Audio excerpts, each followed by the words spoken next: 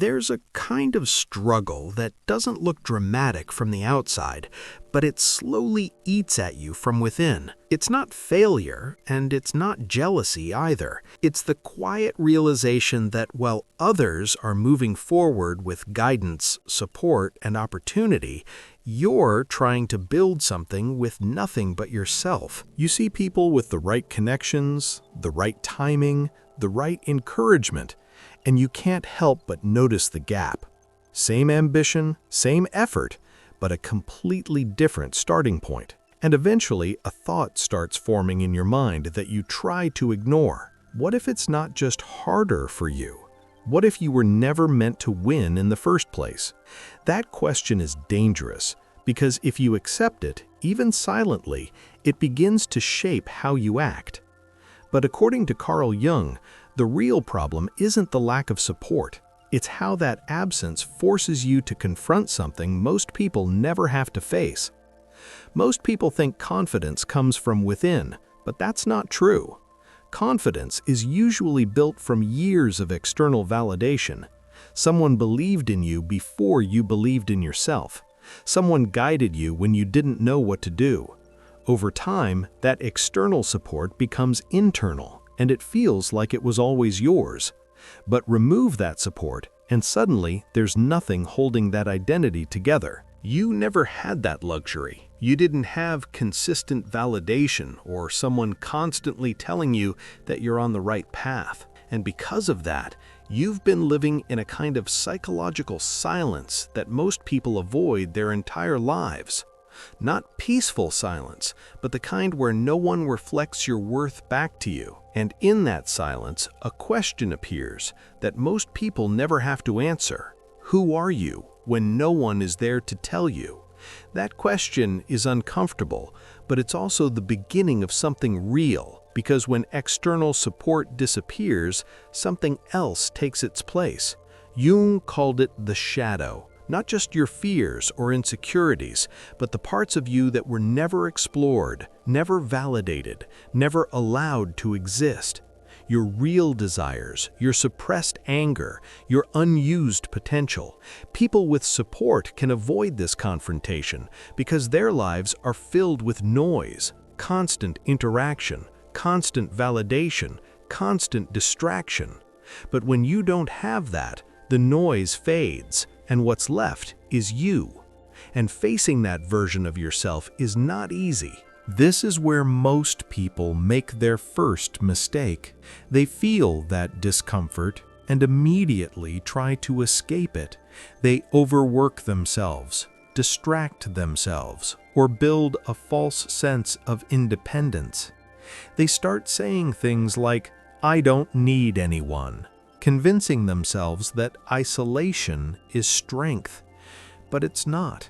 It's defense. Jung made a clear distinction between loneliness and solitude. Loneliness is when being alone slowly destroys you because you resist it. Solitude is when you consciously choose to face yourself, even when it's uncomfortable, because you understand that something real is being built in that process. And what you find in that solitude can be unsettling, because a lot of what you thought was ambition isn't actually ambition, it's pain. The desire to prove people wrong, the need to be seen, the urge to succeed at any cost. It feels powerful, but it's unstable, because it's not coming from clarity, it's coming from a wound. And if you build your life on that, eventually it collapses under pressure. This is why people without support often fall into two extremes. The first is victim thinking. You recognize that your situation is unfair, which is true, but then you go further and start believing that it's impossible to win.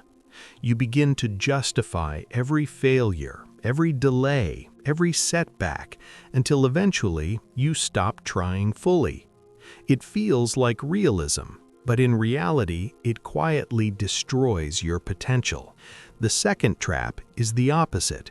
You become hyper-independent. You convince yourself that needing no one is strength. You stop reaching out, you build walls, and you turn isolation into identity. But that's just pain in another form. Humans are not designed to function completely alone. Even Jung, during his most isolated period, didn't disconnect from reality. He maintained small but real connections to the world because he understood something important. Total isolation doesn't create strength, it creates distortion. So the real path is not choosing one extreme or the other. It's holding two truths at the same time. Your life is harder without support, and you are still responsible for what you become. Not one or the other, both. And this is where everything shifts.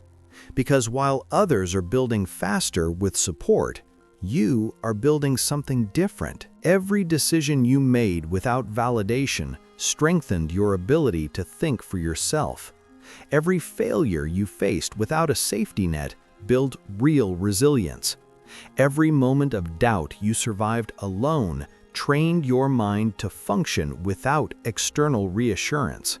None of this is visible. There's no recognition for it, but it creates something that cannot be taken away from you, an identity that is actually yours. Jung called this process individuation, becoming who you truly are, not who the world shaped you to be.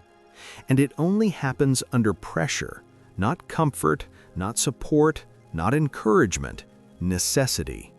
When there is no external structure to rely on, the mind is forced to either collapse or grow. And if you stay aware during that process, if you don't run from it or numb it, something begins to form that most people never develop. Because here's the truth people don't like to admit.